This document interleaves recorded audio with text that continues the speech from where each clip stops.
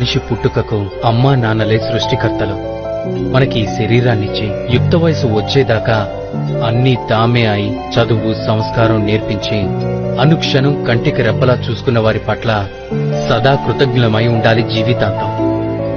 ఈ సమస్త ప్రపంచం తల్లిదండ్రులతోనే నిండి ఉన్నది అన్నారు శంకర్ భగవత్పదులు సౌందర్యలహరిలో.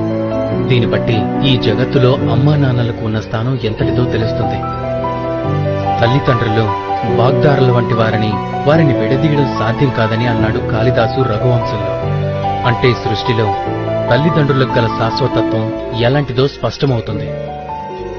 ఇక సకల సాహిత్యాలు తల్లిదండ్రుల ఉనికిని అత్యున్నత స్థానంలో నిలుపుతుంటే అలాంటి ప్రత్యక్ష దైవాలకు నీటి బిడ్డలు కనీస కృతజ్ఞతనైనా ప్రకటిస్తున్నారా అంటే అనుమానమే.